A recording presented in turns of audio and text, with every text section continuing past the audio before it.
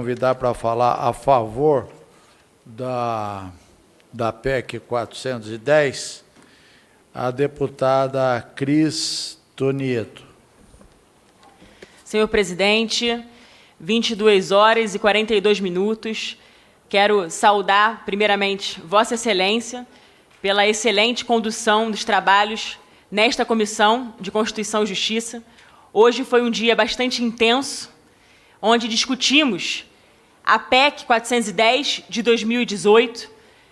Longas horas aqui estamos para discutirmos essa admissibilidade.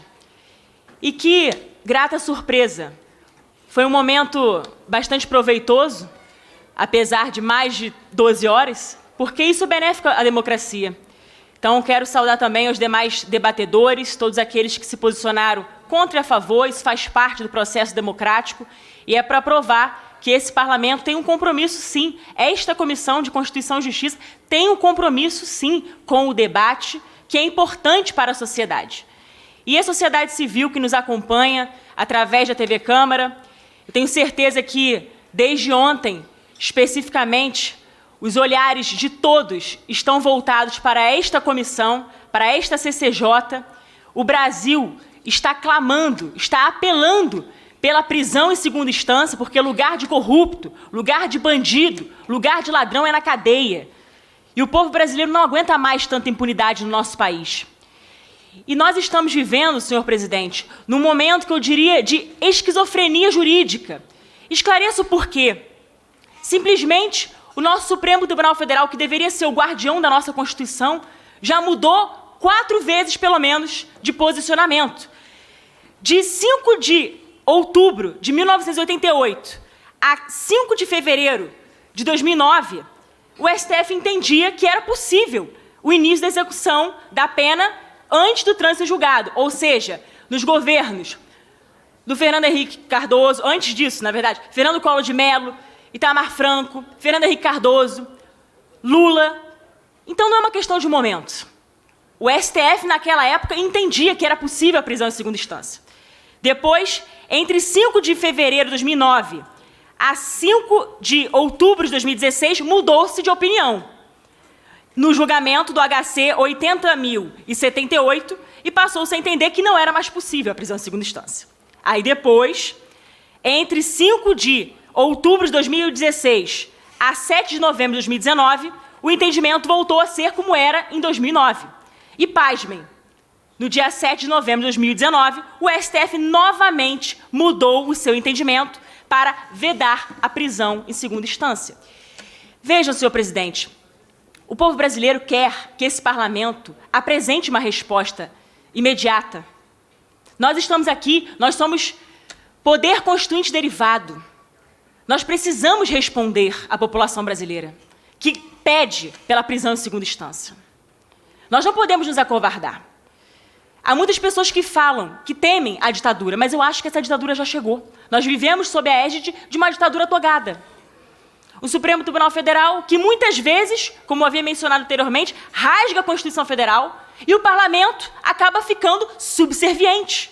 Está errado. Isso é algo que precisa ser refutado. Nós, parlamentares, temos obrigação moral, temos um dever de restabelecer a dignidade deste parlamento.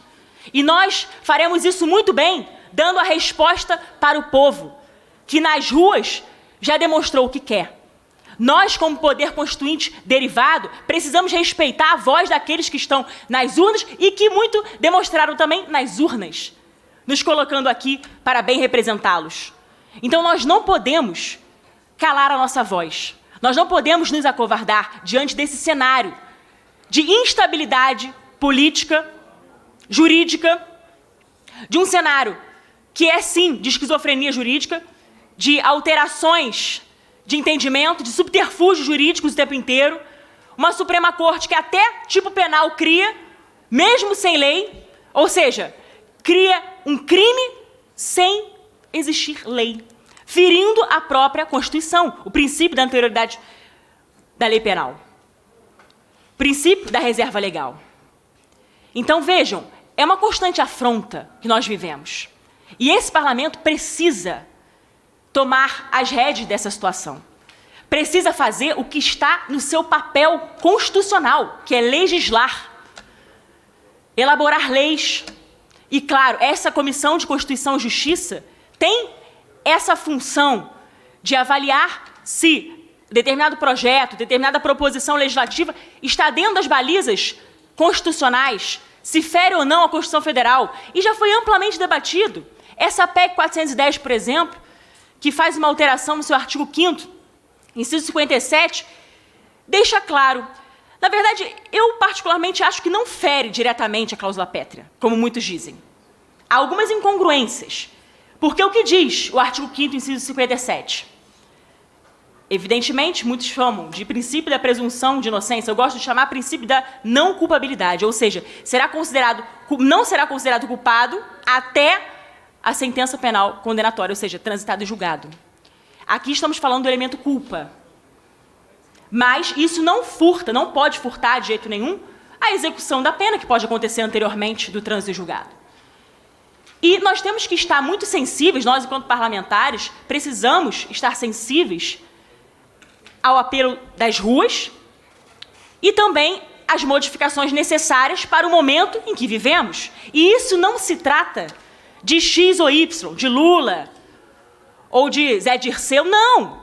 Isso não é uma questão de personalizar. Nós não estamos aqui para personalizar. Estamos falando que a população almeja que corrupto pague sua pena, cumpra sua pena antes do trânsito julgado. Ou seja, a prisão em segunda instância.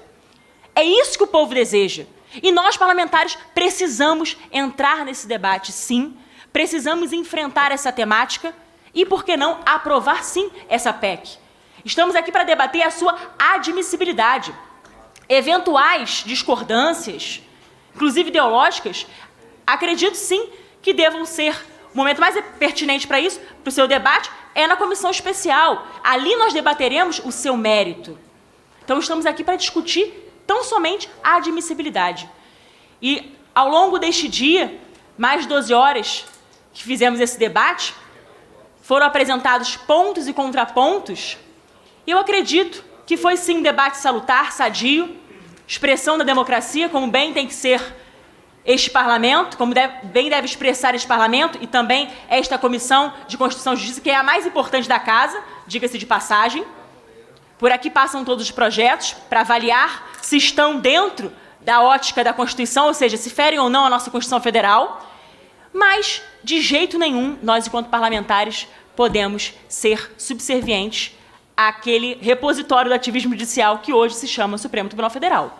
Então, o Supremo Tribunal Federal, inclusive, salvo engano, o próprio deputado Marcel Van Hatten, ele leu a íntegra do voto do presidente Dias Toffoli, em que ele delegou, ele deixou claro que é o parlamento que precisa legislar e precisa definir certas questões. E aqui estamos fazendo exatamente isso. Isso nos cabe. Esse é o nosso papel de parlamentares.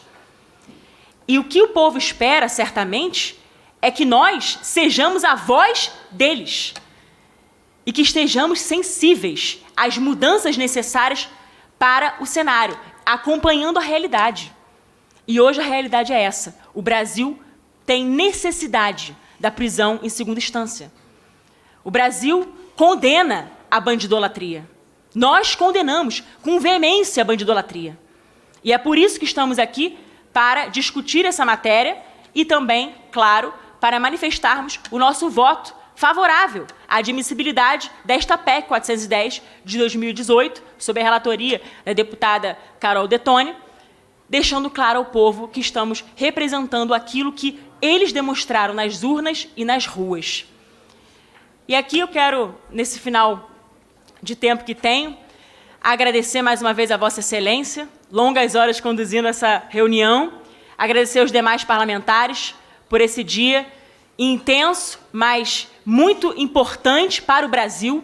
Certamente o povo está nos acompanhando através da TV, enfim, de todos os anais da casa, e é fundamental isso, que o povo veja que nós estamos trabalhando em prol do nosso país, em prol do nosso Brasil, que aqui tem parlamentares comprometidos com a verdade, comprometidos com um Brasil melhor, que não toleram a corrupção em nenhum grau e que é a favor, sim, da prisão em segunda instância. Que Deus abençoe os trabalhos dessa casa, que Deus abençoe Vossa Excelência, que Deus abençoe o nosso Brasil e nos livre da bandidolatria. Muito obrigada, presidente.